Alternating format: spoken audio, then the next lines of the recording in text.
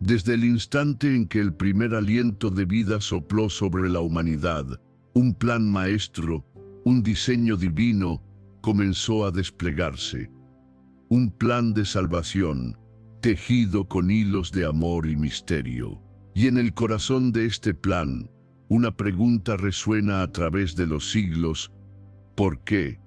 ¿Por qué, de entre las 12 tribus de Israel, fue precisamente la tribu de Judá la elegida para ser la cuna del Mesías, el Salvador del mundo?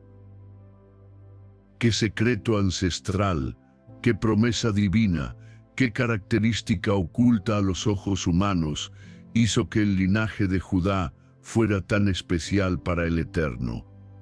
Hoy, queridos amigos, nos embarcaremos en un viaje fascinante a través del tiempo, desentrañando las pistas dejadas en las antiguas escrituras.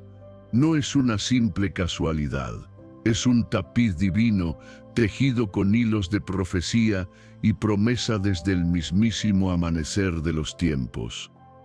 Prepárense para descubrir el verdadero motivo, la razón profunda y conmovedora por la cual Jesús, el Rey de Reyes, vino de la tribu de Judá y no de otra. Acompáñenme. El origen de las tribus y la elección temprana de Judá.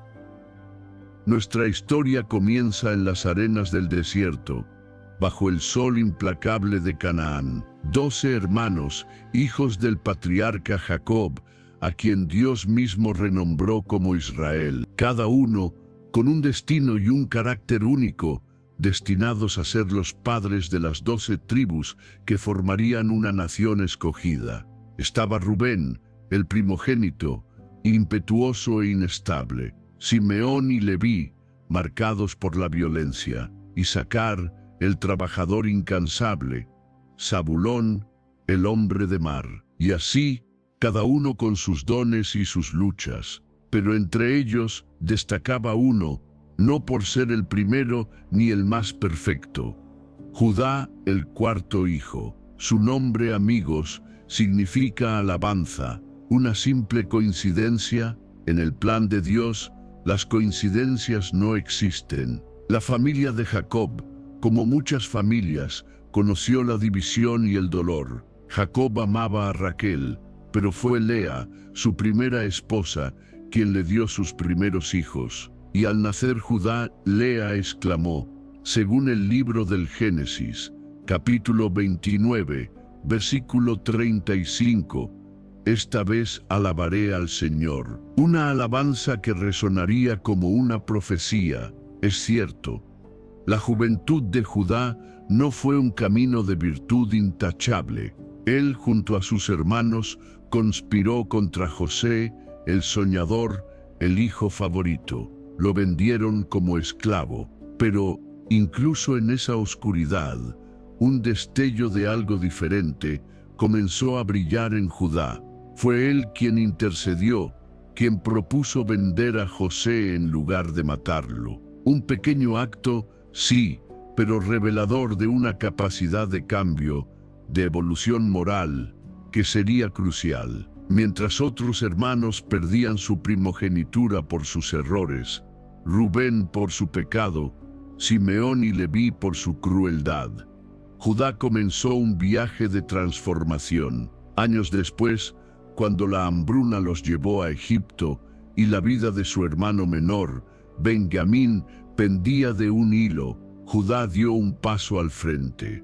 El hombre que una vez vendió a un hermano, ahora se ofrecía a sí mismo como esclavo para salvar a otro.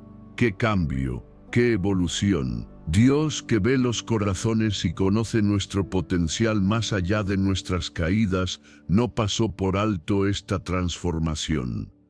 La tribu de Judá comenzaba a distinguirse, no por ser impecable, sino por su capacidad de levantarse tras la caída, de aprender del error, de aspirar a la redención. Esta, amigos, sería la marca del linaje mesiánico, un linaje profundamente humano, capaz de entender la fragilidad, pero con la mirada puesta en lo divino. Incluso en la organización del campamento en el desierto, Judá ocupaba un lugar de honor. Alrededor del tabernáculo, en lugar de la presencia de Dios, la tribu de Judá acampaba al este, por donde nace el sol, un símbolo del amanecer de la esperanza que vendría a través de ellos. Su estandarte, con la imagen de un león, ondeaba con orgullo, anunciando en silencio al futuro león de la tribu de Judá. Esta elección no era por mérito propio, sino por la soberana sabiduría de Dios, que a menudo elige lo imperfecto para manifestar su perfección, lo débil para mostrar su fuerza. Judá nos enseña una lección vital sobre la gracia. Dios no llama a los que ya están listos, Él prepara a los que llama, y así el escenario comenzaba a prepararse para la misión más grandiosa, traer al mundo la luz de las naciones. La bendición profética de Jacob sobre Judá. Imaginen la escena. Jacob, anciano, en su lecho de muerte, a su alrededor sus 12 hijos, los patriarcas de Israel. Un momento solemne, cargado de eternidad. Con voz temblorosa, el anciano profeta bendice a cada uno, revelando no solo sus caracteres, sino el destino de sus descendientes. Y entonces llega el turno de Judá. Algo extraordinario sucede. La voz de Jacob parece cobrar una nueva fuerza. Sus ojos cansados brillan con una luz profética, y de sus labios surgen palabras que resonarían por milenios, registradas en Génesis, capítulo 49, versículos 8 al 10. Judá, te alabarán tus hermanos, tu mano en la cerviz de tus enemigos. Los hijos de tu padre se inclinarán a ti. Cachorro de león, Judá, no será quitado el cetro de Judá, ni el legislador de entre sus pies, hasta que venga Silo, y a él se congregarán los PUEB, Elo, S. El cetro, el bastón de mando, símbolos inequívocos de realeza. Jacob no solo profetizaba reyes terrenales para Israel, sino que apuntaba a un rey definitivo, un rey a quien pertenece el derecho de gobernar, un rey que recibiría la obediencia de todos los pueblos. ¡Qué contraste con las bendiciones a sus otros hijos! Rubén, descalificado, Simeón y Leví, reprendidos. Solo Judá recibió la promesa de una realeza perpetua, la visión de un futuro mesiánico. Jacob no se detuvo ahí. Comparó a Judá con un león, el rey de los animales, símbolo de majestad y poder. Habló de atar el pollino a la vid, una imagen de paz y abundancia desbordante, donde incluso los animales de carga descansarían entre la prosperidad. Lavará en el vino sus vestidos, y en la sangre de uva su manto. Continúa la profecía, pintando un cuadro de una era de bendición sin igual. Lo asombroso es que en ese momento Israel ni siquiera era una nación formal. Eran apenas clanes familiares en Egipto. No había reino ni cetro.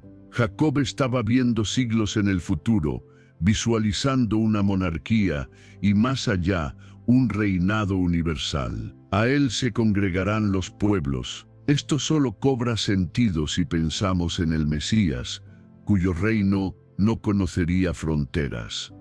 Así, en el primer libro de la Biblia, la semilla de la esperanza mesiánica fue plantada y el terreno elegido fue Judá.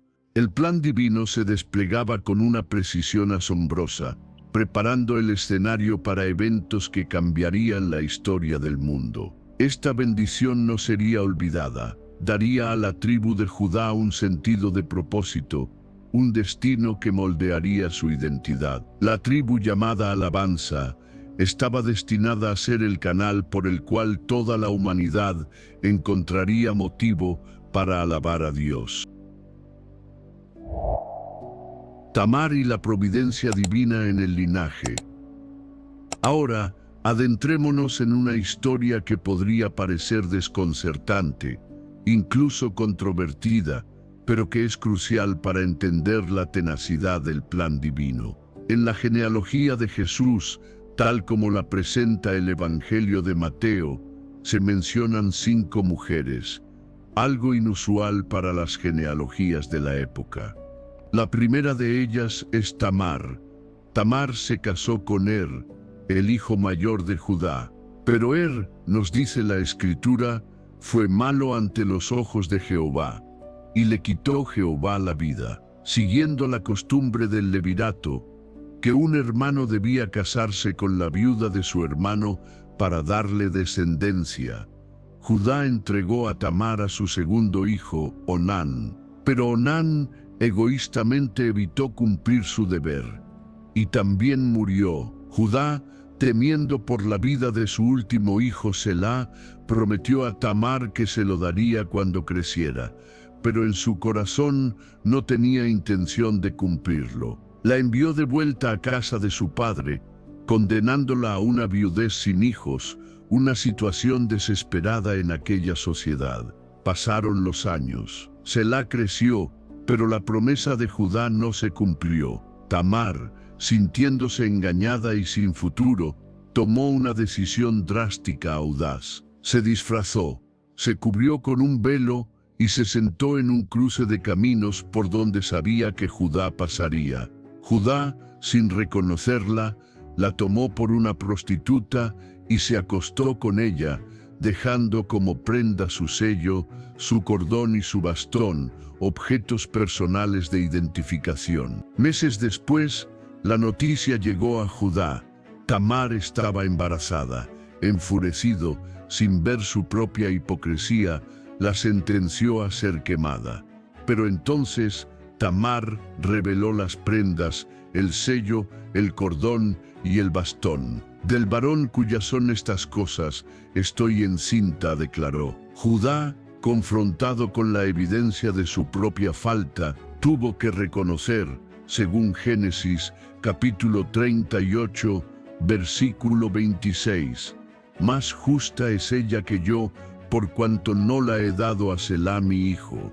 Una historia difícil, sin duda, pero está en las Escrituras por una razón poderosa. Revela la soberanía de Dios, su determinación inquebrantable de mantener vivo el linaje mesiánico, incluso a través de las fallas y las complejidades humanas. De esta unión nació Fares, un ancestro directo del rey David y por lo tanto de Jesucristo. Judá, el hombre que había cometido errores, que había actuado injustamente, seguía siendo el canal elegido. Esto nos enseña algo profundo. Los planes de Dios no dependen de nuestra perfección. Si así fuera, ¿quién de nosotros podría ser usado? Como diría el apóstol Pablo siglos después, en Romanos capítulo 3, versículo 23, por cuanto todos pecaron y están destituidos de la gloria de Dios. La historia de Tamar también exalta cómo Dios obra a través de los marginados, los vulnerables. Tamar, una viuda sin poder, encontró una manera, aunque controvertida, de buscar justicia. Y Dios usó esa situación. Y hay otra lección: la humildad de Judá al reconocer su error. No la ausencia de pecado, sino la capacidad de arrepentimiento es lo que Dios valora. Así, a través de caminos inesperados y moralmente complejos, la promesa hecha a Jacob a través de Judá se mantenía firme. La gracia divina opera de maneras misteriosas, a veces no a pesar de nuestras fallas, sino a través de ellas, transformando la fragilidad en instrumento de su propósito eterno. Fares y Zara, el patrón divino de inversión. Del encuentro entre Judá y Tamar nacieron gemelos Fares y Zara. Y su nacimiento, amigos, encierra un simbolismo fascinante, un patrón que veremos repetirse a lo largo de la historia bíblica. Durante el parto, uno de los bebés, Zara, extendió primero la mano. La partera, astutamente, ató un hilo escarlata en su muñeca, declarando: «Este salió primero». Parecía que el derecho de primogenitura estaba sellado, pero entonces, en un giro inesperado, Zara retiró la mano, y fue su hermano Fares quien nació primero, abriéndose paso, rompiendo la barrera. Por eso fue llamado Fares, que significa brecha o ruptura. Zara nació después, con el hilo escarlata aún en su muñeca. ¿Qué nos dice este evento aparentemente menor? Muchísimo. Es la ilustración de un principio divino recurrente, la inversión del orden natural. El segundo se vuelve primero. El más joven prevalece sobre el mayor. El que parece menos calificado es elegido sobre el candidato obvio. Pensemos, Abel fue aceptado sobre Caín, Isaac sobre Ismael, Jacob, el menor, recibió la bendición sobre Esaú. José, el penúltimo, fue exaltado sobre sus hermanos mayores. Y ahora, Fares, el rompedor, entraba en el linaje mesiánico por encima de Zara, quien tenía la marca de la primogenitura. Este patrón continuaría. David, el más joven de los hijos de Isaí, sería ungido rey. Salomón, no el primogénito de David, heredaría el trono. Una y otra vez, Dios nos muestra que sus caminos no son nuestros caminos. Él no ve como ve el hombre. El hombre mira la apariencia exterior, pero el Señor mira el corazón. ¿Por qué esta inversión constante? Porque nos habla de la gracia. La gracia divina opera al margen de las estructuras humanas de privilegio y derecho. Como escribió el apóstol Pablo en 1 de Corintios, capítulo 1, versículos 27 y 28, sino que lo necio del mundo escogió Dios, para avergonzar a los sabios, y lo débil del mundo escogió Dios, para avergonzar a lo fuerte, y lo vil del mundo, y lo menospreciado escogió Dios, y lo que no es, para deshacer lo que es. Esta inversión alcanzaría su máxima expresión en Jesucristo, descendiente de Fares. Él enseñaría: muchos primeros serán postreros, y postreros primeros. Un Mesías nacido en un pesebre, no en un palacio, ejecutado como un criminal, no coronado como un conquistador terrenal. Un rey que vencería a la muerte muriendo, y que establecería su reino no por la fuerza, sino por el amor y el sacrificio. La historia de Fares y Zara es una profecía en acción. Zara, con su hilo escarlata, un color que simbolizaría la sangre del sacrificio, parecía el candidato lógico. Pero Dios eligió a Fares, el que irrumpió, el que abrió una brecha. El Mesías mismo sería una brecha en las expectativas humanas, una piedra de tropiezo para algunos, pero la puerta a la vida eterna para otros, como profetizó Miqueas, capítulo 2, versículo 13. Subirá el que abre caminos delante de ellos. Abrirán camino y pasarán la puerta, y saldrán por ella. Así, desde el inicio, el linaje de Judá fue sellado por la gracia soberana, una gracia que desafía nuestras expectativas y que se deleita en usar lo inesperado. El Dios de la Biblia es un Dios de sorpresas, un Dios que convierte la debilidad en fortaleza y que llama a la existencia lo que no es. Fares es un eslabón vital en esa cadena de gracia que nos llevaría al Salvador del mundo. Judá en el desierto y la conquista de Canaán. Tras 400 años de esclavitud en Egipto, Moisés guió al pueblo de Israel hacia la libertad. En el desierto, la identidad tribal, forjada a través de generaciones, se mantuvo fuerte. Y en la organización de esta nación en marcha, La tribu de Judá comenzó a destacar de maneras significativas. Cuando Dios instruyó a Moisés sobre cómo debía acampar el pueblo alrededor del tabernáculo, en lugar de su santa presencia, a Judá se le asignó la posición de honor al este, por donde sale el sol, un símbolo poderoso del amanecer mesiánico que vendría de esta tribu. No solo eso, sino que, en las marchas, Judá iba al frente, liderando el camino. Como leemos en el libro de Números, capítulo 2, versículo 9, y ellos serían los primeros en partir.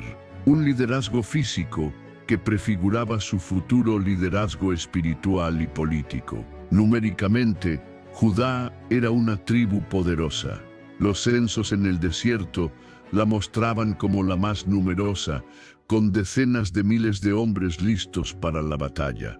Esta fortaleza sería crucial para su papel como defensora del reino y guardiana del linaje davídico. Y de esta tribu surgió una figura ejemplar, Caleb, hijo de Jefón. ¿Recuerdan la historia de los 12 espías enviados a reconocer la tierra prometida? 10 regresaron con un informe lleno de miedo y duda, desanimando al pueblo. Solo 2, Josué de Efraín y Caleb de Judá, mantuvieron su fe firme en la promesa de Dios. Mientras el pueblo se lamentaba, Caleb, con valentía, proclamó según Números, capítulo 13, versículo 30, subamos luego y tomemos posesión de ella, porque más podremos nosotros que ellos. ¡Qué espíritu de conquista!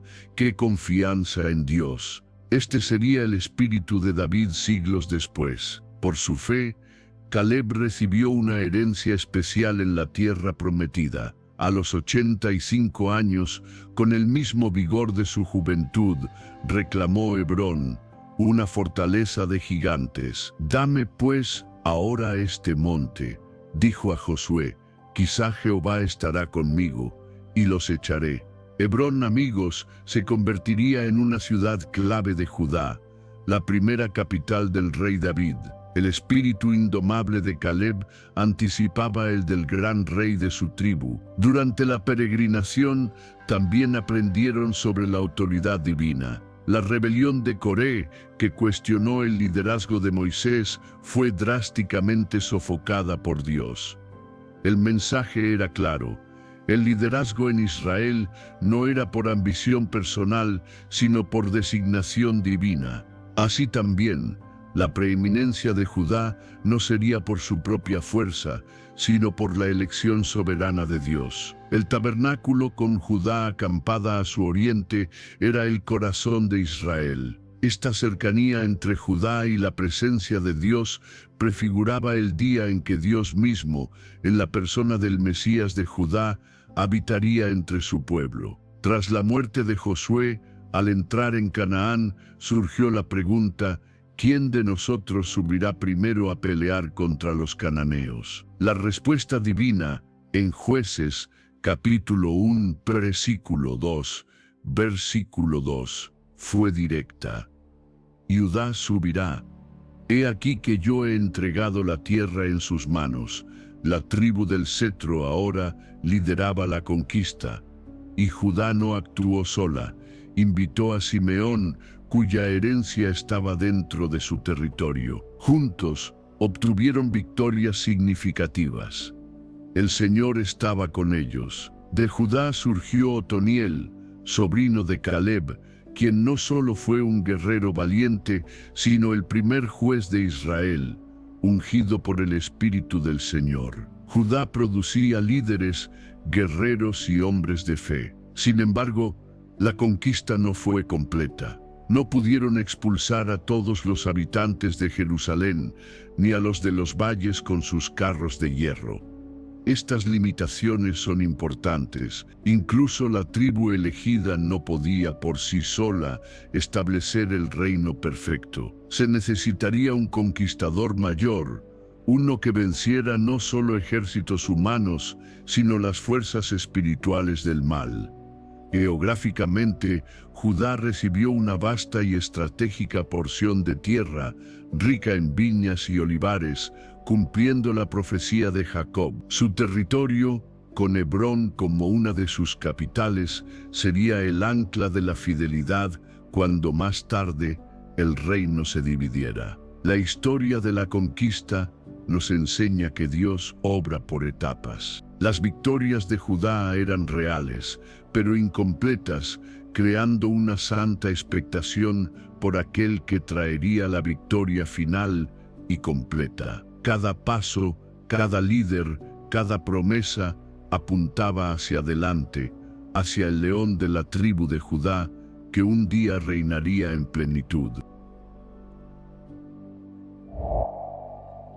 El periodo de los jueces y la estabilidad relativa de Judá.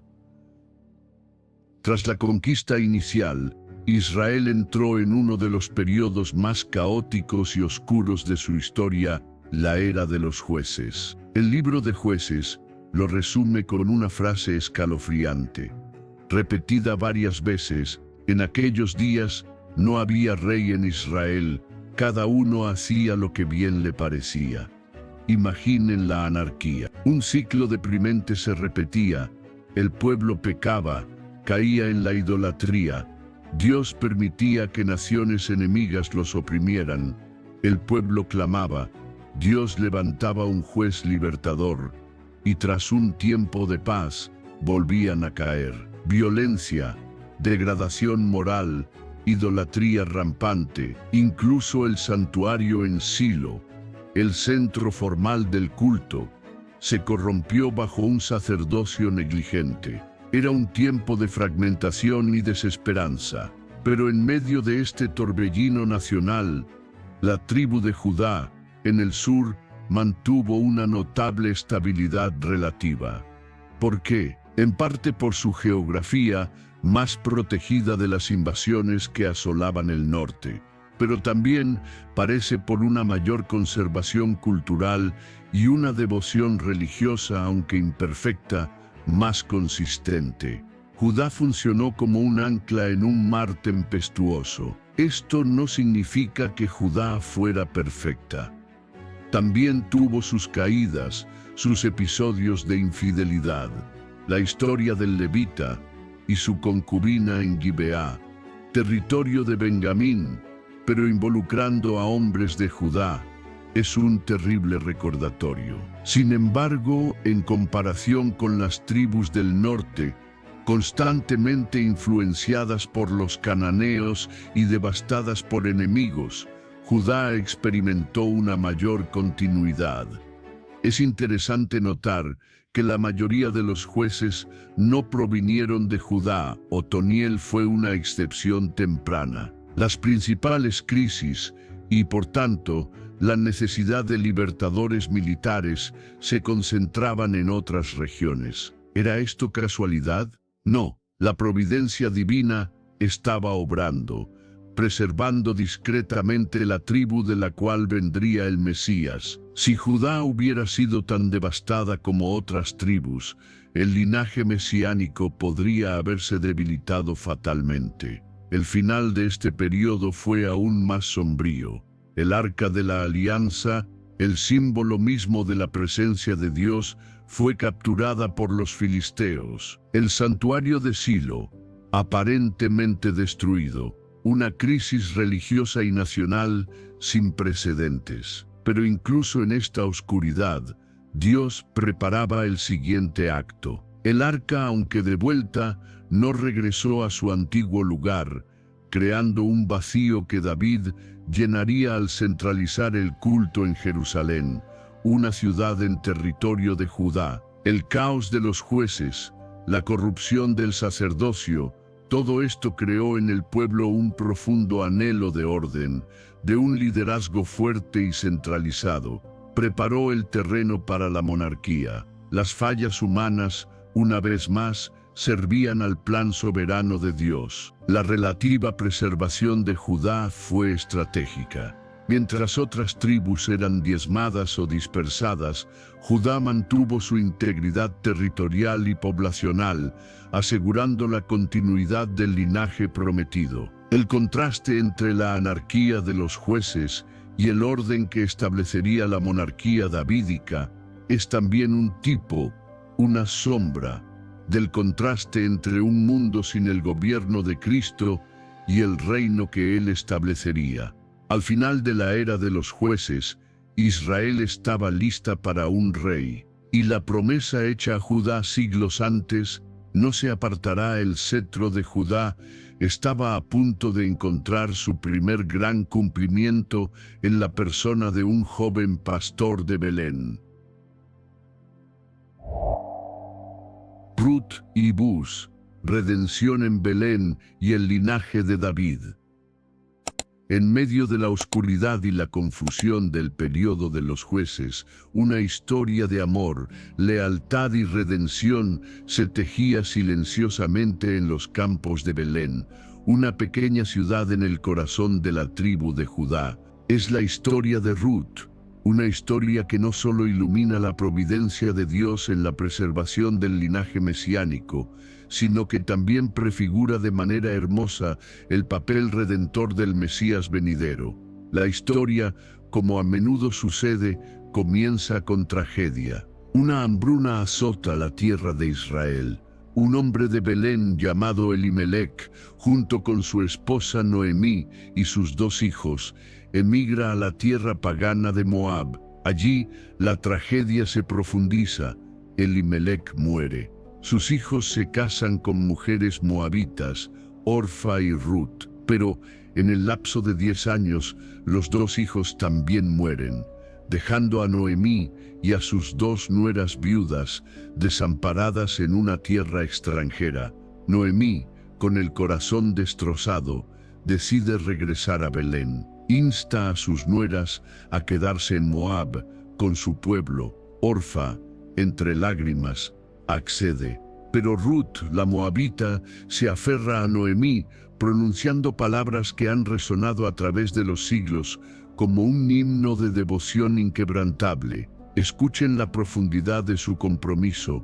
En Ruth, capítulo 1, versículos 16 y 17.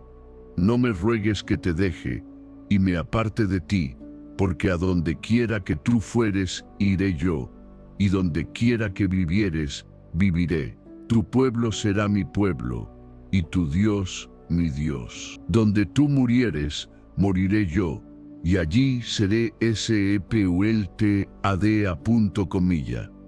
Esto era más que lealtad familiar, era una conversión espiritual. Ruth, una extranjera, una pagana, abrazaba al Dios de Israel. Su viaje físico de Moab a Belén era el reflejo de un viaje espiritual más profundo, de la idolatría a la fe verdadera. Al llegar a Belén, justo al inicio de la cosecha de cebada, Ruth, con admirable diligencia, sale a espigar en los campos para proveer para ella y Noemí, y la providencia divina la guía al campo de un hombre llamado Boz, un pariente rico e influyente de su difunto suegro, Elimelec. Boz nota a Ruth, la extranjera trabajadora y leal.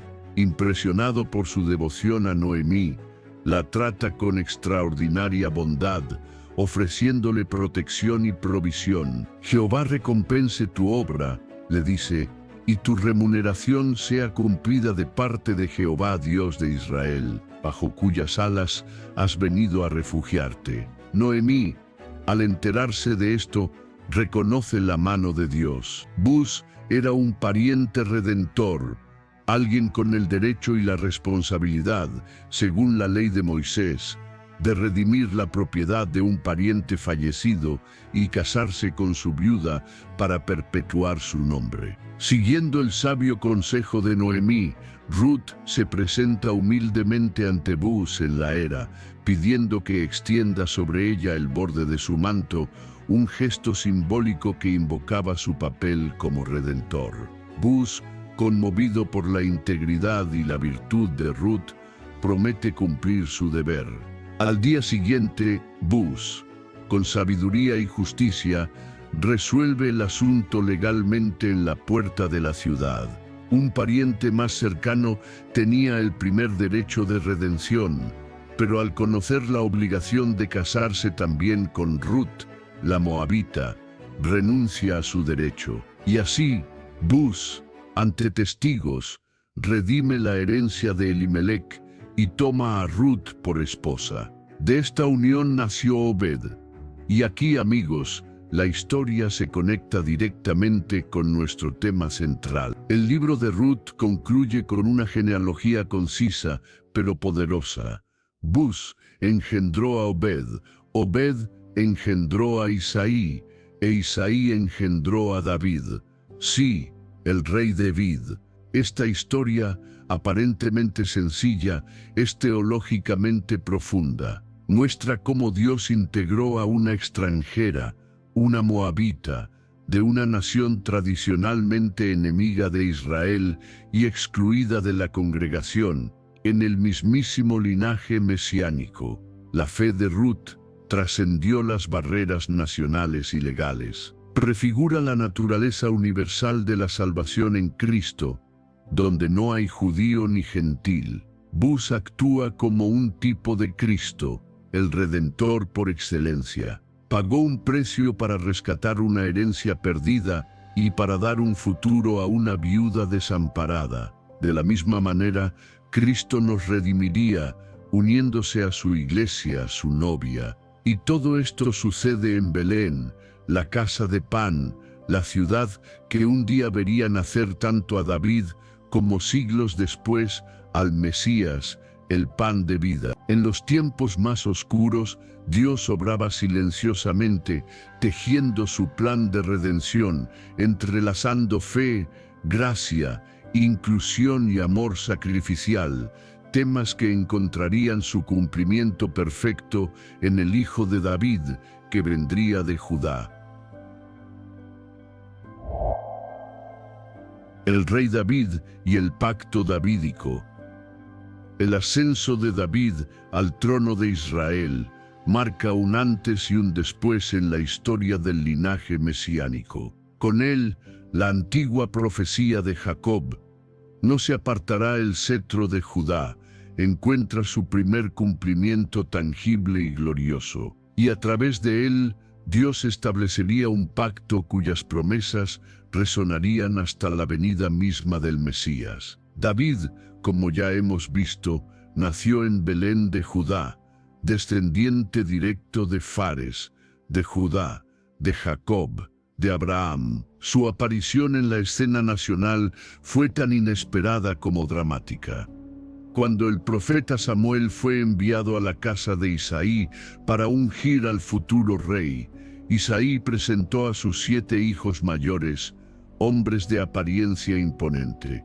Pero ninguno era el elegido. ¿Son estos todos tus hijos?, preguntó Samuel. Isaí respondió, casi como una ocurrencia tardía, queda aún el menor que apacienta las ovejas. Ese joven pastor, considerado tan insignificante que ni siquiera fue llamado a la ceremonia, ese era el elegido de Dios. Samuel lo ungió y nos dice, Primera de Samuel, capítulo 16, versículo 13, desde aquel día en adelante, el Espíritu de Jehová vino sobre David. Una vez más, el patrón divino, Dios elige lo improbable, lo que el mundo desprecia, porque Él ve el corazón. El camino de David al trono no fue fácil. Fue un camino de pruebas, de persecución.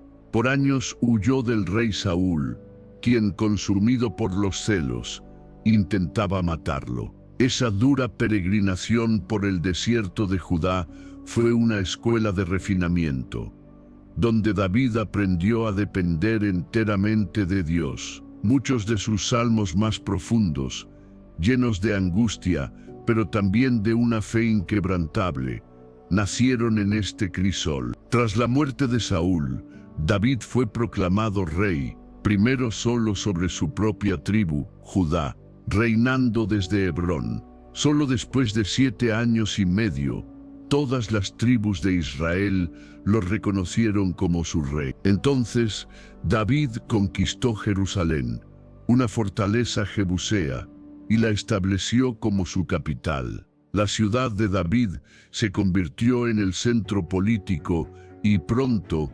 espiritual de la nación, uniendo el linaje davídico con el lugar que Dios había escogido para su nombre. Fue a Jerusalén donde David, con gozo desbordante, trajo el arca de la alianza, danzando delante del Señor con todas sus fuerzas. Este acto, que escandalizó a algunos, revelaba el corazón de David.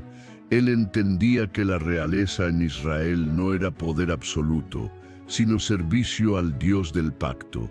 El rey era un siervo, un virrey bajo la autoridad divina, una comprensión que encontraría su eco perfecto en el Mesías, quien dijo: «No vine para ser servido, sino para servir». Pero el momento culminante, desde la perspectiva mesiánica, llegó cuando David expresó su deseo de construir un templo para Dios. La respuesta divina, a través del profeta Natán, fue sorprendente. Dios no solo aceptó la intención de David, aunque sería su hijo Salomón quien construiría el templo, sino que le hizo una promesa aún mayor, un pacto eterno. Escuchen estas palabras trascendentales de 2 de Samuel, capítulo 7, versículos 12, 13 y 16.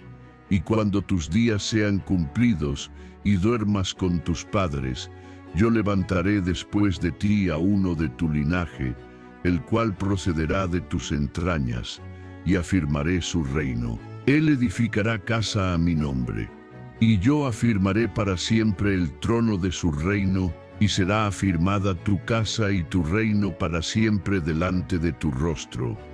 Y tu trono será estable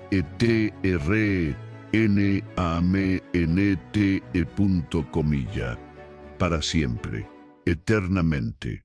Este pacto davídico trascendía cualquier dinastía terrenal, apuntaba a un reino eterno, al reino del Mesías. La promesa: yo le seré a él padre, y él me será a mí, hijo, introducía una intimidad divina, que solo se cumpliría plenamente en Jesús, el Hijo de Dios. David, abrumado, solo pudo exclamar: «Señor Jehová, ¿quién soy yo y qué es mi casa, para que tú me hayas traído hasta aquí?»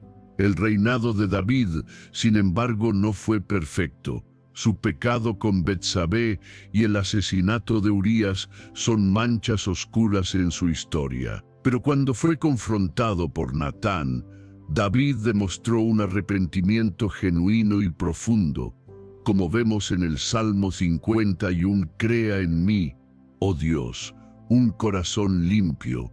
Esta capacidad de arrepentimiento, más que la impecabilidad, definiría la fidelidad al pacto. David consolidó el reino, venció a sus enemigos, administró justicia. Fue un tipo del rey mesiánico, y al final de sus días preparó con esmero la construcción del templo. Dejó un legado imborrable, el paradigma de una realeza sumisa a Dios, compasiva, arrepentida. Desde entonces, el Mesías sería esperado como el Hijo de David, aquel que restauraría el tabernáculo caído de David y reinaría para siempre. El rey Salomón, sabiduría, templo y decadencia. Tras la muerte de David, su hijo Salomón ascendió al trono. Su nombre mismo, derivado de Shalom, paz, anunciaba una era diferente. Si David fue un hombre de guerra, Salomón sería un hombre de paz, y su reinado comenzaría con una elección que definiría su legado temprano. Dios se le apareció en sueños y le ofreció: «Pide lo que quieras, que yo te dé». ¿Qué pediría un joven rey? Riquezas, larga vida, ¿Victoria sobre sus enemigos? No. Salomón pidió, según Primera de Reyes, capítulo 3, Babenber, versículo 9, «Da, pues, a tu siervo corazón entendido para juzgar a tu pueblo, y para discernir entre lo bueno y lo malo». Esta petición agradó tanto al Señor que no solo le concedió una sabiduría sin igual, sino también riquezas y gloria. La sabiduría de Salomón se hizo legendaria. Su famoso juicio entre las dos mujeres que reclamaban un bebé reveló su profunda perspicacia. Reyes y reinas, como la famosa reina de Saba, viajaban desde lejanas tierras solo para escuchar su sabiduría, maravillándose de que ni aun la mitad les había sido contada. Esta sabiduría sin precedentes era un don divino, un destello que prefiguraba a aquel que es la sabiduría de Dios encarnada, Jesucristo. El gran proyecto del reinado de Salomón fue, sin duda, la construcción del templo en Jerusalén, un edificio de esplendor incomparable, revestido de oro puro, donde el arca de la alianza reposaría en el lugar santísimo. Cuando el templo fue dedicado, la Escritura nos dice que la gloria de Jehová había llenado la casa de Jehová. Era la validación divina de este centro de adoración. El templo se convertiría en el corazón de la identidad religiosa de Israel y un símbolo profético del cuerpo de Cristo, el templo no hecho de manos. Bajo Salomón, Israel alcanzó su máxima extensión territorial y una prosperidad económica nunca antes vista. La plata, se dice, era tan común como las piedras en Jerusalén. Era un cumplimiento temporal de las promesas, una edad de oro que establecía un patrón de lo que sería el reino mesiánico en su plenitud. Un reino de abundancia y paz. Sin embargo, incluso en este apogeo, las semillas de la decadencia comenzaron a germinar.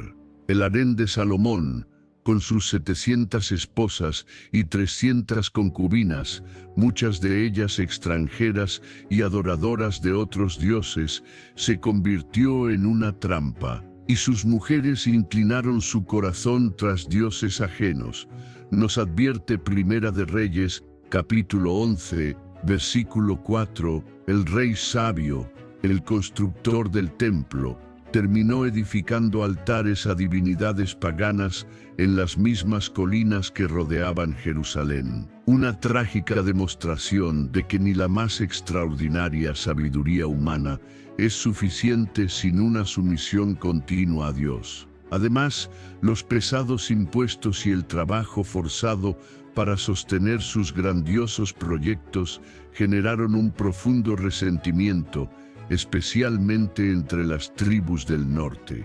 La unidad del reino comenzaba a resquebrajarse. Cuando Roboam, el hijo de Salomón, neciamente ignoró el clamor del pueblo por alivio, la rebelión estalló. 10 tribus se separaron, declarando: ¿qué parte tenemos nosotros con David? El glorioso reino unificado se partía en dos. El reinado de Salomón, con su luz y sus sombras, nos enseña una lección crucial. Incluso la manifestación más perfecta de la realeza humana, incluso bajo el linaje de Judá, era imperfecta y temporal. Su sabiduría, su paz, su prosperidad, todo era una sombra, un anticipo de algo mucho mayor, como Jesús mismo diría en Mateo, capítulo 12, versículo 42, «He aquí más que Salomón en este lugar». El esplendor de Salomón sirvió para agudizar la sed, la expectativa por el verdadero hijo de David, aquel cuyo reino no tendría fin, cuya sabiduría sería divina y cuya paz sería eterna. La gloria visible de su reino era solo una señal de la gloria invisible que se manifestaría plenamente en Cristo. El reino dividido y la preservación de Judá. La muerte de Salomón y la necedad de su hijo Roboam desgarraron el reino. Las 10 tribus del norte formaron su propio reino, Israel bajo Jeroboam. Judá, junto con la pequeña tribu de Benjamín, permaneció fiel a la casa de David en el sur. Lo que parecía un desastre, una tragedia política y espiritual, se revelaría bajo la mano soberana de Dios, como parte de su plan para preservar el linaje mesiánico. El nuevo reino del norte, Israel, rápidamente se desvió. Jeroboam, temiendo que las peregrinaciones a Jerusalén para adorar en el templo pudieran reavivar la lealtad a la dinastía davídica, instituyó su propia religión estatal. Estableció centros de adoración alternativos en Dan y Betel, con becerros de oro como objetos de culto, y un sacerdocio no levítico. Esto fue ocasión de pecado, sentencia la Escritura. Así comenzó una espiral descendente de apostasía que 2 siglos después llevaría a la destrucción del reino del norte por los asirios. En contraste, el reino del sur, Judá, aunque no sin sus propias luchas y caídas, mantuvo el culto legítimo en el templo de Jerusalén. Y aquí ocurrió algo significativo. Cuando Jeroboam impuso su culto idolátrico, los sacerdotes y levitas fieles de todo Israel, nos dice Segunda de Crónicas, capítulo 11, versículos 13 y 14, dejaron sus ejidos y sus posesiones, y vinieron a Judá y a Jerusalén, una migración de fidelidad. Dios estaba consolidando en Judá un remanente, aquellos que preservarían la verdadera adoración, y con ella la promesa mesiánica. Como Dios había dicho, a través del profeta Ahías, refiriéndose al hijo de David, le daré una tribu, para que mi siervo David tenga lámpara todos los días delante de mí en Jerusalén. La historia de Judá no fue una línea recta de fidelidad. Hubo reyes piadosos que hicieron lo recto ante los ojos de Jehová, y hubo reyes impíos que arrastraron al pueblo a la idolatría. Pero a diferencia del caótico reino del norte, con sus 9 dinastías y violentos cambios de poder, Judá mantuvo ininterrumpida la dinastía davídica. Esta continuidad era esencial. Si la casa de David hubiera sido derrocada, ¿cómo se habría cumplido la promesa del Mesías? Así, incluso bajo reyes malvados como Manasés, la providencia divina preservó la línea, manteniendo encendida la lámpara de David. Reyes reformadores como Josafat, Ezequías y el joven Josías lideraron impresionantes avivamientos nacionales, purificando el templo, restaurando la ley de Moisés y renovando el pacto.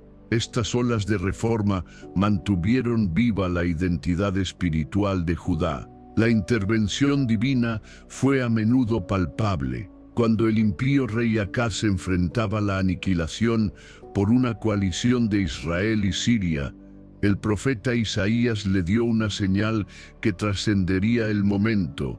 «Oh, aquí que la Virgen concebirá, y dará a luz un hijo, y llamará su nombre, Emmanuel», registrada en Isaías, capítulo 7, versículo 14.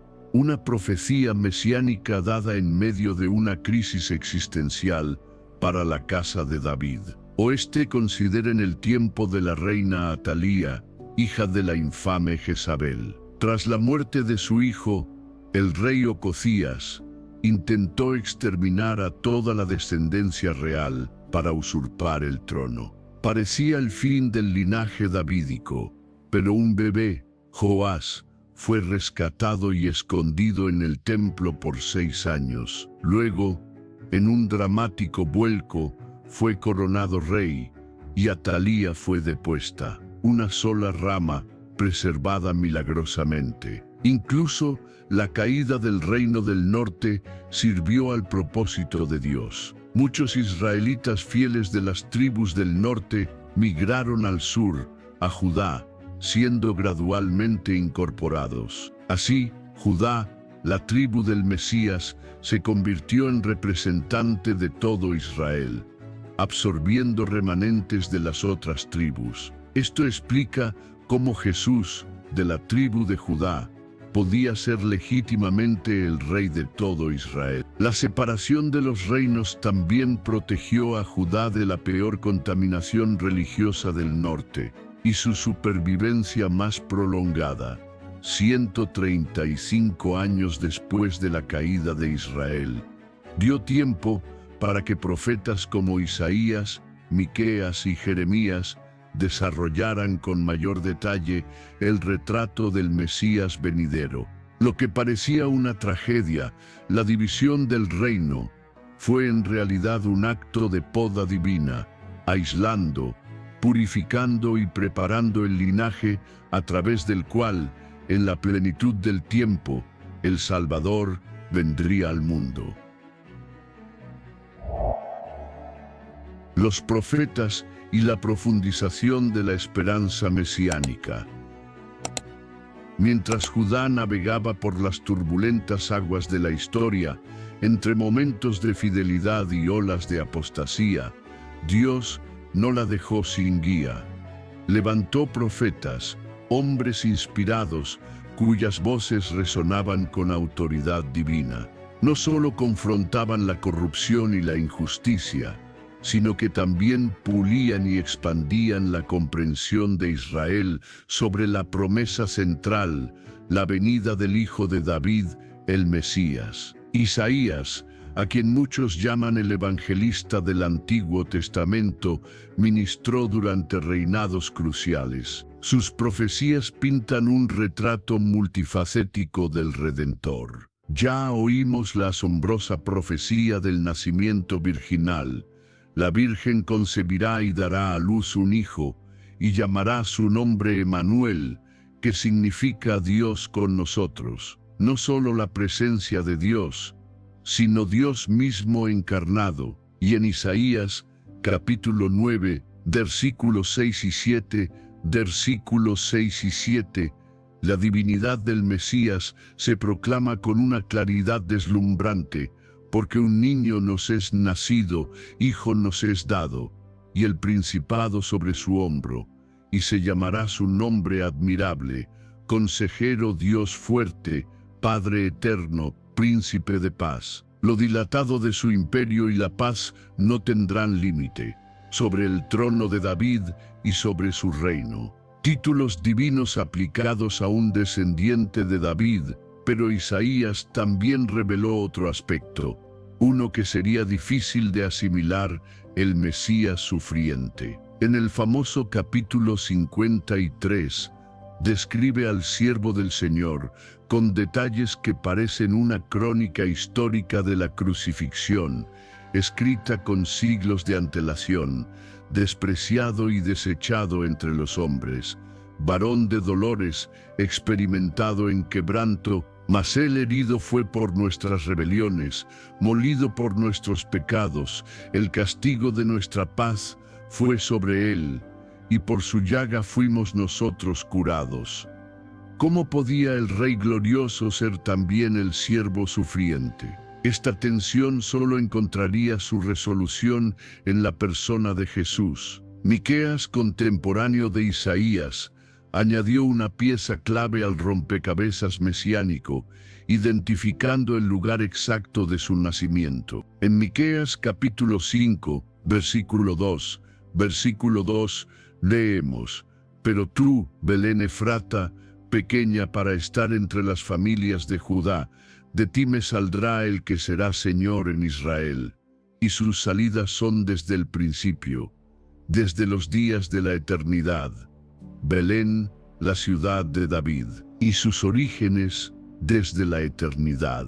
Jeremías, el profeta llorón que presenció los últimos días de Jerusalén, habló de un nuevo pacto, no un pacto escrito en tablas de piedra, sino en el corazón. «Daré mi ley en su mente y la escribiré en su corazón.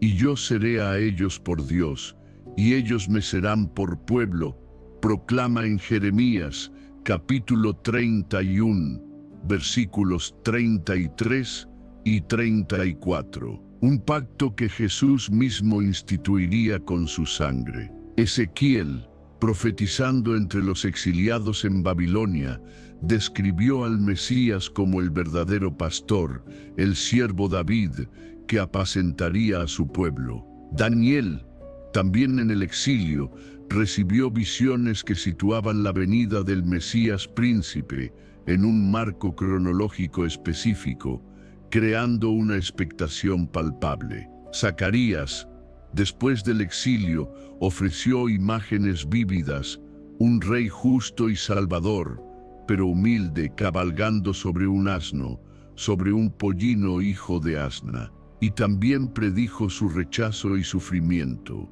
Mirarán a mí, a quien traspasaron. Finalmente, Malaquías, el último profeta del Antiguo Testamento, cerró el canon con la promesa de un mensajero que prepararía el camino delante del Señor, quien vendría súbitamente a su templo.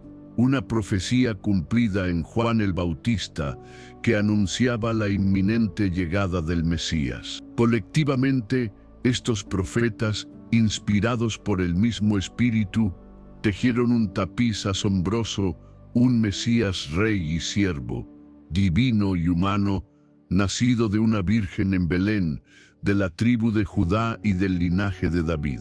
Sufriría, moriría, pero también reinaría eternamente. La conexión con Judá y David era inquebrantable. Levantaré el tabernáculo caído de David, prometió Dios a través de Amós. Así, los profetas no solo mantuvieron viva la llama de la esperanza durante los tiempos más oscuros, sino que la expandieron, transformando una promesa de restauración nacional en una visión de redención universal y transformación espiritual profunda. El exilio babilónico, crisis, refinamiento y esperanza. El año 586 a.C., una fecha grabada a fuego en la memoria de Israel. Jerusalén, la ciudad santa, cayó. El magnífico templo de Salomón, reducido a cenizas. La dinastía davídica, aparentemente truncada. La élite de Judá deportada a la lejana Babilonia. Una catástrofe total. Para muchos, debió parecer el fin de todas las promesas. ¿Dónde estaba Dios? ¿Había fallado su pacto? ¿Qué quedaba de la esperanza de que el cetro no se apartaría de Judá? Este momento de crisis extrema pondría a prueba la fe de una manera nunca antes vista. Pero paradójicamente, el exilio no sería el fin, sino un crisol de refinamiento, una etapa crucial en la preparación para la venida del Mesías. Los profetas, como Jeremías y Ezequiel, interpretaron el exilio no como un abandono divino, sino como una disciplina necesaria, aunque dolorosa. Jeremías incluso había predicho su duración 70 años.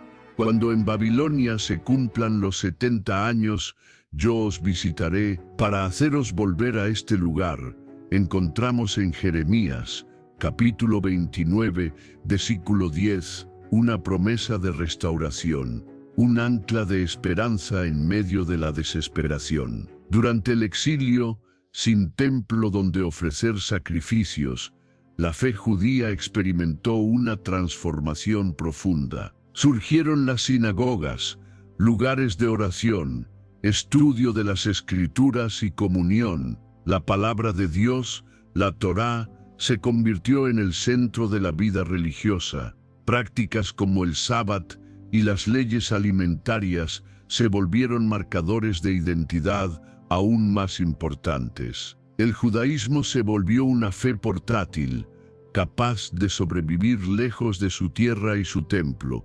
A pesar de la subyugación política, los exiliados mantuvieron su cohesión cultural y, crucialmente, la preservación de sus genealogías, especialmente la del linaje davídico. Zorobabel, nieto del rey Joaquín, emergería como líder de la comunidad restaurada, un símbolo viviente de que la línea de David no se había extinguido.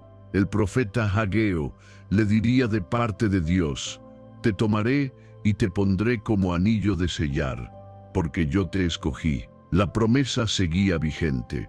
El exilio también intensificó la conciencia mesiánica.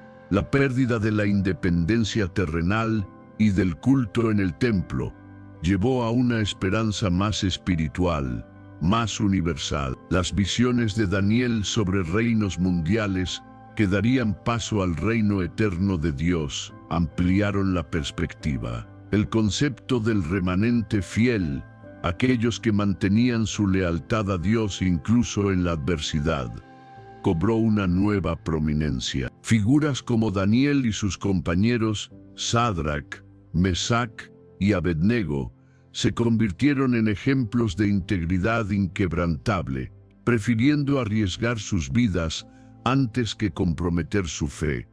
El sufrimiento del exilio también llevó a una comprensión más profunda del siervo sufriente de Isaías. ¿Podría el sufrimiento de Israel tener un propósito redentor, no solo para ellos, sino para otras naciones? Esta idea maduraría hasta la comprensión del Mesías como aquel cuyo sufrimiento vicario traería salvación al mundo entero. El contacto forzado con culturas extranjeras, irónicamente, preparó a Israel para una futura misión global. Dispersos entre las naciones, los judíos se convirtieron en testigos del Dios único en un mundo politeísta. Esta diáspora temprana sentaría las bases para la rápida expansión del Evangelio siglos después. Cuando Ciro el Persa emitió el decreto que permitía el retorno a Jerusalén, solo una fracción de los exiliados regresó. Muchos permanecieron, formando prósperas comunidades judías en Babilonia y más allá. La comunidad que regresó, bajo líderes como Esdras y Nehemías, enfrentó la monumental tarea de reconstruir el templo, las murallas y sobre todo la identidad nacional, con un renovado compromiso con la ley de Moisés. Lo que pareció un golpe mortal, la destrucción, el exilio, se reveló como una etapa de purificación. Israel fue purgada de la idolatría crónica,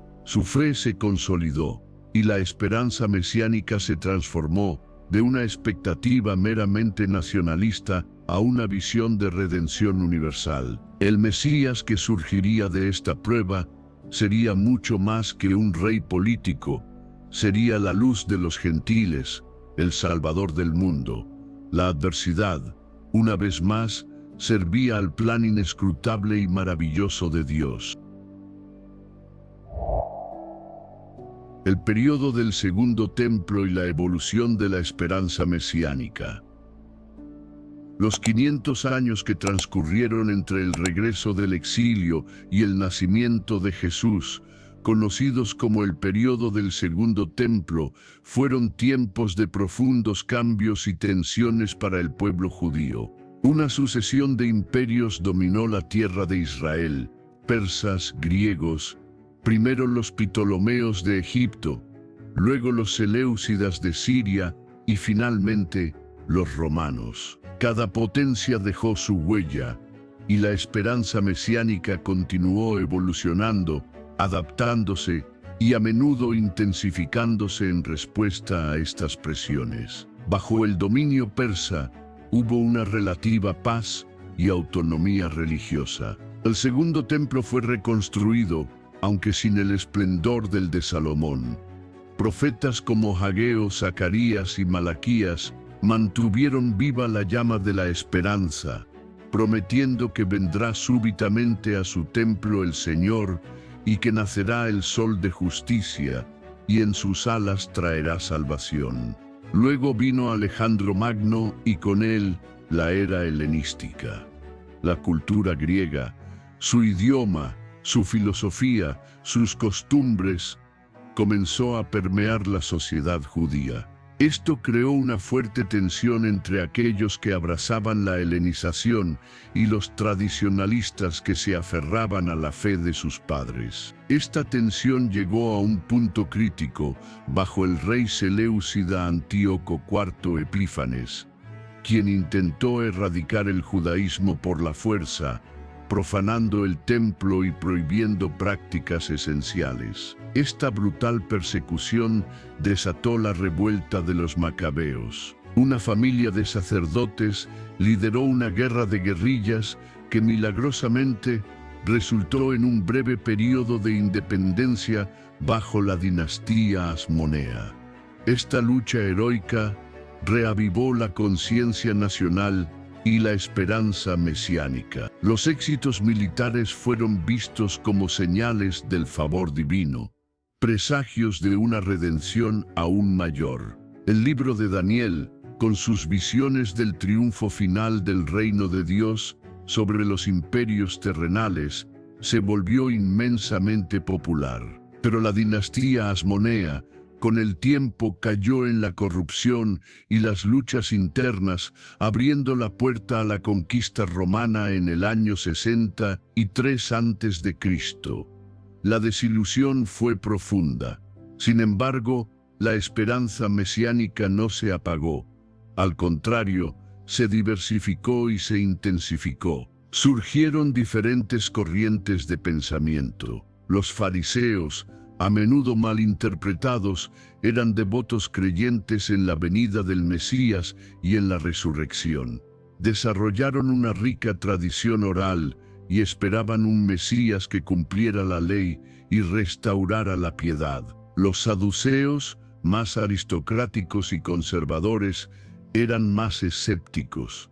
Los esenios, como la comunidad de Qumrán que nos dejó los rollos del Mar Muerto, se retiraron al desierto, creyendo vivir en los últimos días, preparándose para una guerra cósmica entre la luz y las tinieblas, tras la cual uno o incluso dos Mesías, uno real, otro sacerdotal, establecerían el reino. Los celotes, por otro lado, tenían una visión más política y militarista. Esperaban un Mesías guerrero que expulsara a los romanos y restaurara la independencia de Israel. Esta expectativa inflamable conduciría a trágicas revueltas contra Roma. La literatura apocalíptica, llena de visiones simbólicas del fin de los tiempos y el juicio divino, floreció en este periodo. Reflejaba la angustia de un pueblo oprimido y su anhelo desesperado por la intervención de Dios. Un desarrollo importante fue la creciente universalización de la esperanza. Aunque Israel seguía siendo central, se entendía que la redención mesiánica tendría un impacto global. La traducción de las escrituras hebreas al griego, la Septuaginta, hizo accesible el mensaje bíblico al mundo helenizado. Las sinagogas, esparcidas por todo el Imperio Romano, se convirtieron en puntos de contacto entre judíos y gentiles temerosos de Dios. El dominio romano añadió nuevas capas a la expectativa. La opresión fiscal, la ocupación militar, la corrupción de un sumo sacerdocio a menudo designado por Roma. Todo ello intensificaba el anhelo de liberación. Herodes el Grande, aunque reconstruyó el templo con magnificencia, era visto como un usurpador, un idumeo, no un legítimo rey davídico. Su crueldad, como la masacre de los inocentes en Belén que relata Mateo, alimentaba el clamor por un verdadero rey. La expectación era tan palpable que incluso historiadores romanos como Tácito y Suetonio la registraron, mencionando una antigua y firme creencia de que alguien de Judea dominaría el mundo. En medio de todo esto, la tribu de Judá y el linaje de David mantenían su preeminencia en la esperanza mesiánica. Aunque las distinciones tribales se habían difuminado, la conciencia de la ascendencia davídica era crucial. Los evangelios de Mateo y Lucas, por ello, trazarían cuidadosamente las genealogías de Jesús, conectándolo con David y a través de él con Judá. Pablo afirmaría que Jesús era del linaje de David según la carne. El autor de Hebreos declararía: es evidente que nuestro Señor vino de la tribu de Judá. Así, cuando el ángel Gabriel se apareció a una joven virgen llamada María en la humilde aldea de Nazaret y le anunció que concebiría al Hijo del Altísimo, a quien el Señor Dios le dará el trono de David, su padre. Lucas, capítulo 1, versículos 32 y 33. Este mensaje no caía en el vacío. Llegaba a oídos y corazones preparados por siglos de profecía, anhelo y ardiente expectativa. El momento, la plenitud del tiempo, había llegado. La promesa hecha a Judá estaba a punto de encontrar su cumplimiento definitivo y trascendente. El nacimiento y ministerio de Jesús, el cumplimiento en Judá.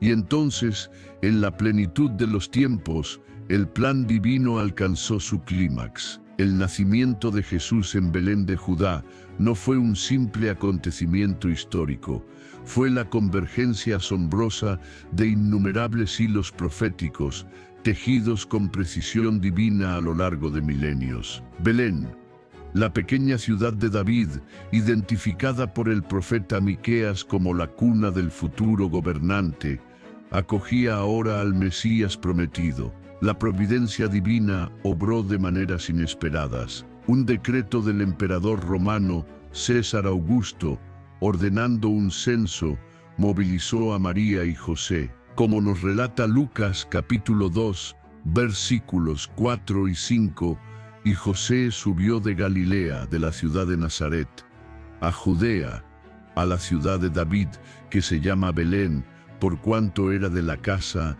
y familia de David, para ser empadronado con María su mujer, desposada con él, la cual estaba encinta. La conexión con David, con Judá, era central. Mateo inicia su evangelio proclamando: libro de la genealogía de Jesucristo, hijo de David, hijo de Abraham. Lucas traza su linaje hasta Adán, enfatizando su humanidad universal, pero también su raíz davídica. Los primeros en recibir la noticia celestial fueron humildes pastores en los campos de Belén, la misma región donde David había apacentado sus ovejas. Un ángel les anunció, según Lucas, capítulo 2, versículos 10 y 11, no temáis, porque he aquí os doy nuevas de gran gozo, que será para todo el pueblo que os ha nacido hoy, en la ciudad de David, un Salvador, que es Cristo el Señor. Salvador, Cristo Mesías, Señor, títulos cargados de significado. En el templo, Simeón, un anciano justo y piadoso que esperaba la consolación de Israel, tomó al niño Jesús en sus brazos y bendijo a Dios diciendo: ahora, Señor, despides a tu siervo en paz, porque han visto mis ojos tu salvación. La profetisa Ana también reconoció al niño y hablaba de él a todos los que esperaban la redención en Jerusalén. A los 12 años, en el templo, Jesús ya mostraba una conciencia de su identidad única. ¿No sabíais que en los negocios de mi Padre me es necesario estar? Al inicio de su ministerio público, en la sinagoga de Nazaret, leyó un pasaje mesiánico de Isaías y declaró: hoy se ha cumplido esta escritura delante de vosotros. Sus palabras y obras eran un eco constante, un cumplimiento vivo de las profecías. Cuando Juan el Bautista envió a preguntar: ¿eres tú el que había de venir o esperaremos a otro?, Jesús respondió, como leemos en Mateo, capítulo 11, versículos 4 al 6, señalando sus obras: los ciegos ven, los cojos andan, los leprosos son limpiados, los sordos oyen, los muertos son resucitados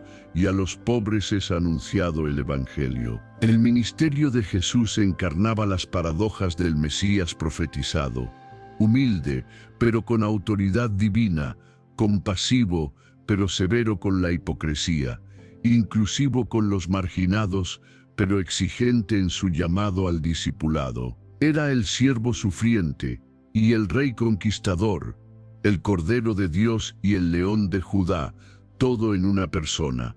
Él mismo se refirió a menudo como el Hijo del Hombre, un título tomado de Daniel que apunta a una figura celestial con dominio y reino eternos. Su entrada triunfal en Jerusalén, montado en un pollino, cumplió literalmente la profecía de Zacarías. La multitud lo aclamó, Hosana al Hijo de David, pero esta aclamación pronto se tornaría en condena. Ante el sumo sacerdote Caifás, quien le preguntó: ¿Eres tú el Cristo, el Hijo de Dios?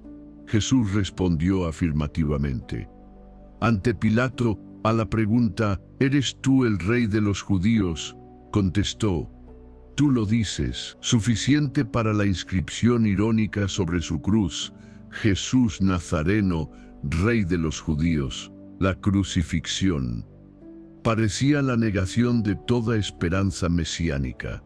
El Rey prometido, ejecutado como un criminal. Los discípulos desolados, nosotros esperábamos que Él era el que había de redimir a Israel.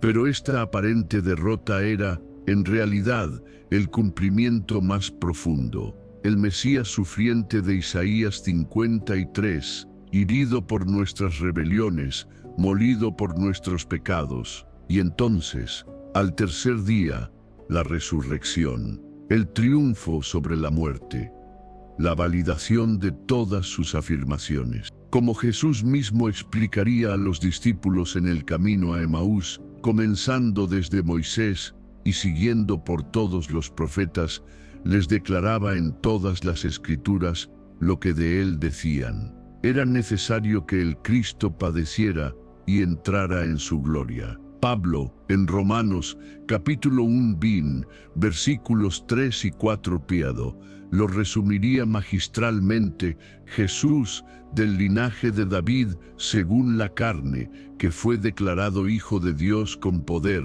según el Espíritu de Santidad, por la resurrección de entre los muertos. El libro del Apocalipsis cierra el círculo, presentando a Jesús como el león de la tribu de Judá, la raíz de David, y al mismo tiempo como el cordero que fue inmolado. Poder y sacrificio, realeza y redención, unidos inseparablemente. En Jesús de Nazaret, la promesa hecha a Judá, el cetro profetizado por Jacob, encontró su cumplimiento supremo. Aquel a quien pertenece el derecho divino de gobernar, aquel a quien todos los pueblos se congregarán.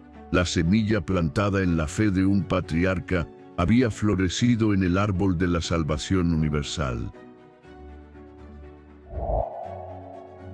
Y así, queridos amigos, hemos recorrido un largo camino, desde las tiendas de los patriarcas hasta la cruz y la tumba vacía. Hemos visto cómo, a lo largo de siglos de historia, entre triunfos y tragedias, fidelidades y fracasos, Dios tejió con paciencia y soberanía su plan de redención. La venida de Jesús de la tribu de Judá no fue un capricho del destino, ni una mera coincidencia histórica. Fue el cumplimiento meticuloso de un diseño divino, anunciado desde la antigüedad. Cada etapa, cada personaje, cada promesa preparó el camino. Desde la elección temprana de Judá, marcada por su transformación, y la profecía de Jacob sobre el cetro real, pasando por las intrincadas historias de Tamar y Ruth, que nos muestran la gracia de Dios obrando en circunstancias inesperadas e incluyendo a los marginados a través del reinado de David y el pacto eterno de una descendencia real, sorteando la división del reino, el exilio y las presiones de imperios extranjeros. hasta las voces claras de los profetas que detallaron la venida, el sufrimiento y la gloria del Mesías, todo apuntaba a un solo clímax: el nacimiento de Jesús en Belén de Judá. ¿Qué nos enseña todo esto? Primero, la fidelidad inquebrantable de Dios. A pesar de la infidelidad humana, de los reveses de la historia, Dios nunca abandonó su promesa. Lo que Él anuncia, Él lo cumple. Su plan no puede ser frustrado. Segundo, nos muestra que Dios obra a través de personas imperfectas. Judá, David, Salomón, todos tuvieron sus fallas, algunos graves, pero Dios, en su gracia, los usó para sus propósitos eternos. Esto nos da esperanza a cada uno de nosotros. No tenemos que ser perfectos para ser usados por Dios, solo dispuestos y arrepentidos. Tercero, vemos la soberanía de Dios entrelazada con la libertad humana. Los personajes bíblicos tomaron sus decisiones, con sus consecuencias, pero Dios guió soberanamente la historia hacia su fin predeterminado. Y finalmente el motivo central, el amor redentor de Dios. Todo este intrincado plan, toda esta espera milenaria, tenía un propósito: traer salvación al mundo. Jesús, el león de la tribu de Judá, es también el Cordero de Dios que quita el pecado del mundo. Su realeza no es de conquista opresora, sino de servicio sacrificial. El verdadero motivo por el cual Jesús vino de la tribu de Judá es la manifestación del propósito eterno de Dios de salvar a la humanidad, un propósito que se deleita en usar lo específico, una tribu, un linaje, para alcanzar lo universal. Como dijo el profeta Isaías, en el capítulo 46, versículos 10 y 11, yo anuncio el fin desde el principio. Yo digo, mi consejo permanecerá y haré todo lo que quiero. Yo hablé y lo haré venir, lo he determinado y también lo haré. Esta historia, la historia de Jesús y su linaje, no es solo un relato antiguo, es una invitación personal para cada uno de nosotros hoy. Una invitación a reconocer a Jesús como el Mesías prometido, el Rey de Reyes, el Salvador. Quizás hoy, al reflexionar sobre esta asombrosa fidelidad de Dios a través de los siglos, sientes un eco en tu corazón. Quizás te maravillas de cómo Dios puede usar incluso las situaciones más complicadas para su gloria. Si esta historia ha tocado tu corazón, si ha despertado preguntas o ha fortalecido tu fe, te invito a que profundices más. Lee las Escrituras, busca comunidad, comparte tus pensamientos. Nos encantaría escuchar tu reflexión. ¿Qué parte de esta historia te impactó más? ¿Ves la mano de Dios obrando en tu propia vida de maneras inesperadas? Déjanos tu comentario abajo. Y si deseas seguir explorando las maravillas del plan de Dios y las verdades profundas de su palabra, te animo a suscribirte a nuestro canal y activar las notificaciones para no perderte nuestros próximos viajes a través de la fe. Comparte este video con aquellos que creas que pueden ser bendecidos por este mensaje. Que la historia del león de la tribu de Judá, el rey que vino a servir y a salvar, resuene en tu vida y te llene de esperanza y propósito. Gracias por acompañarnos en este viaje. Que la paz de Dios, que sobrepasa todo entendimiento, sea contigo.